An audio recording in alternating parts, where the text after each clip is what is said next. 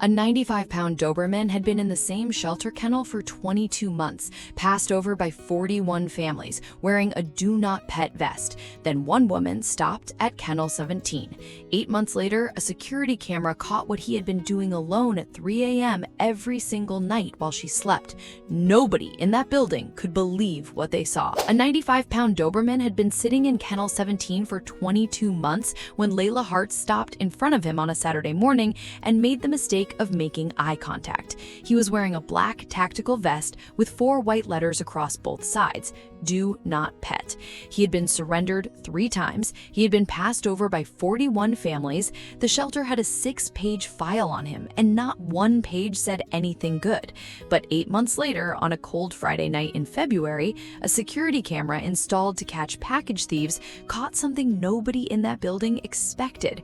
And when Layla watched the footage the following morning, she sat at her kitchen table and didn't move for 40 minutes. Layla Hart was 31 years old, an occupational therapist at Vanderbilt University Medical Center in Nashville, Tennessee. She had moved from Columbus, Ohio 14 months earlier for a position she had wanted for 3 years. She had a good apartment, a good job, and a social calendar that looked full from the outside and felt empty from the inside. She had a sister who called every Sunday. She had colleagues who invited her to things she went to and left early. She was, by every visible measure, completely fine. She was also, by the standards of the work she did every day with trauma patients, one of the most skilled people in the hospital at recognizing when someone was not fine at all. She was not fine. She knew it. She kept moving anyway. On a Saturday morning in September, her colleague Marcus brought her to Nashville Humane Association. He volunteered there on weekends and had mentioned it 6 times before Layla agreed to come. Not to adopt, to see what he did on Saturdays. 2 hours, she told herself, then brunch. She made it through 2 full rows of kennels before she stopped moving. Kennel 17. The dog inside was jet black, 95 pounds, with rust markings above his eyes so sharp they looked painted on. His ears were upright and perfectly still. He was not pacing. He was not pressing against the kennel door. He was sitting in the exact center of his space with the posture of something that had stopped expecting anything a long time ago. He was wearing a black tactical vest with white letters across the chest and back. Do not pet. Layla stood there. Marcus appeared beside her 2 minutes later. She saw his expression shift slightly when he realized which kennel she was looking at. The dog's name was Colt. He had been at the shelter for 22 months. Marcus walked her through the file without being asked because he had learned that people who stopped at Kennel 17 either needed the full truth immediately or they walked away wrong. Colt had been surrendered 3 times. The first owner said he was unmanageable. The second lasted 8 days. The third family had returned him without a reason, just pulled up on a Tuesday morning and handed the leash through the window to the intake coordinator without getting out of the car. There was more. Colt had originally been a service dog candidate, trained through a program that placed dogs with first responders. He had excelled at every metric. Then he had bonded to a single trainer with an intensity that made him unworkable in a rotation. He tracked her car, he refused commands from other handlers, he was reassigned, then assessed, then quietly removed from the program. The file used the word unpredictable. What it meant, Marcus said carefully, was that he was built to give everything to one person. The program needed a dog that could share. Colt wasn't built that way. The vest had gone on in month 2 after he had growled at a shelter volunteer once. The volunteer startled him from behind. The growl lasted 2 seconds. The vest lasted 20 months. Layla looked at Colt. Colt looked at Layla. He didn't get up. He didn't make a sound. He just held the eye contact with the steady patience of something that had been waiting a long time and had stopped being in a hurry about it. Layla had spent 3 years learning to read what people couldn't say out loud. She knew the look. She signed the paperwork 2 hours later. Marcus stood next to her the whole time, without saying a word. The first week was a negotiation with rules she hadn't been told. Colt moved through the apartment twice on the first day, precise and methodical, like a contractor assessing a building. Then he chose his positions: the entryway at night, the hallway outside the bathroom when she showered, the kitchen doorway when she cooked. He never crowded her. He was exactly where the angles converged, facing outward, watching the approaches. The bed was hers alone. He made that clear by placing himself across the doorway on the first night and staying there, chin on the floor, one eye tracking the gap beneath the door. She tried once to invite him up. He looked at her, looked at the bed, and looked back at her in a way that communicated without any ambiguity that he had other responsibilities. She also discovered that Colt had a morning ritual that she had no part in designing.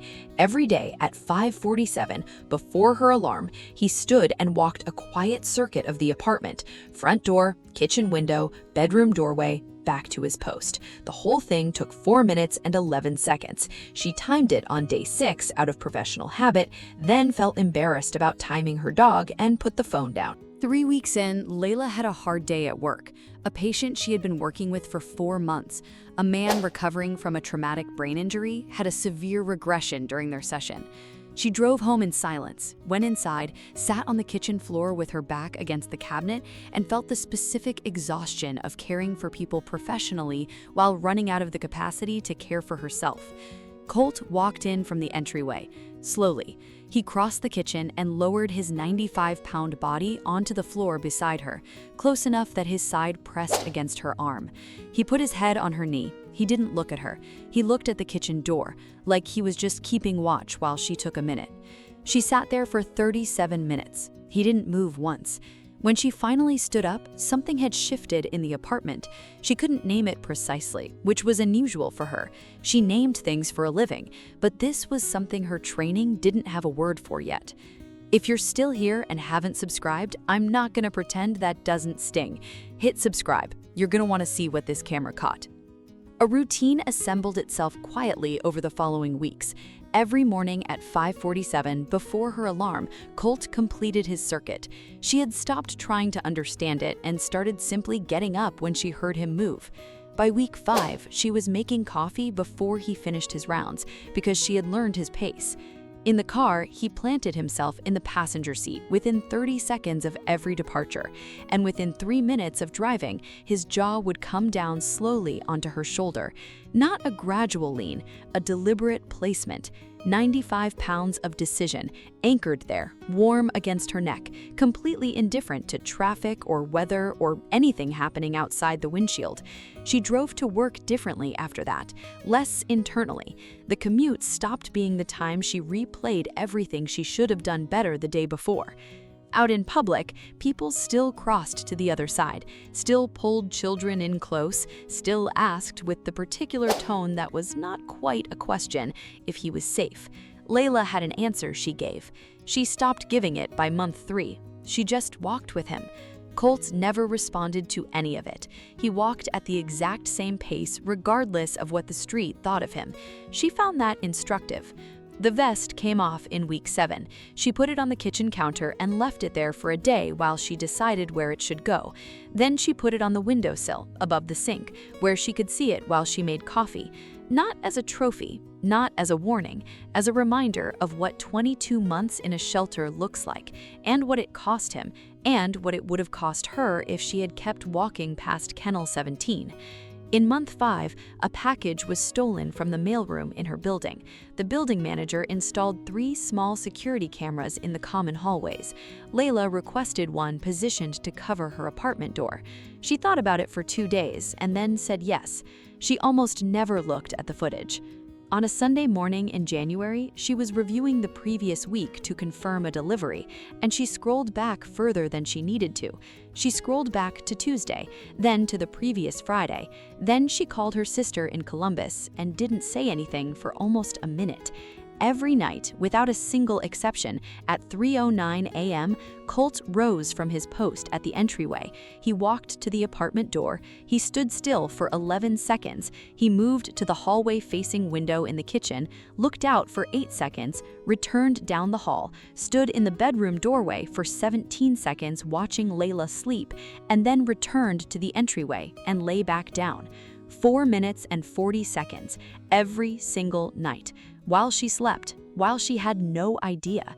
She watched 7 nights of footage back to back. The routine was identical each time, down to the number of seconds at each position. This was not instinct, this was a system.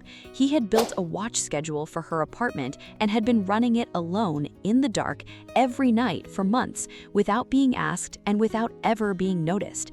Layla sat at the kitchen table with her coffee going cold and looked at Colt lying in the entryway and understood for the first time what the file had actually been describing.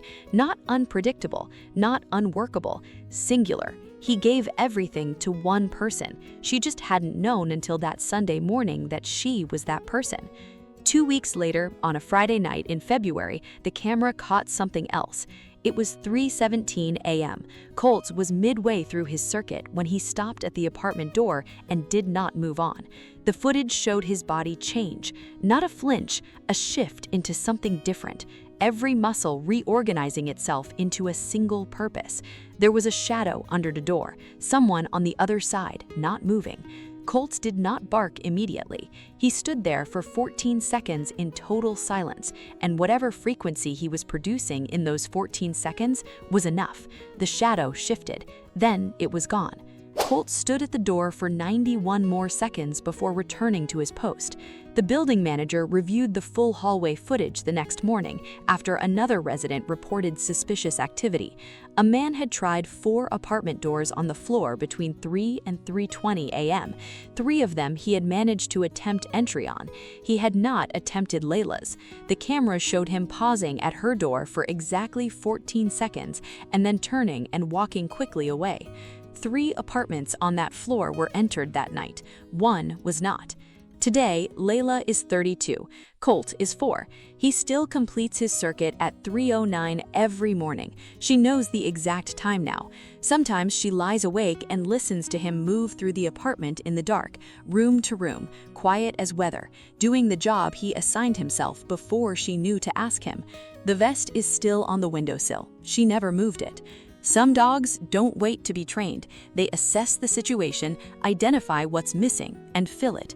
Colt had been doing that since the night he arrived. She was just the last one to find out.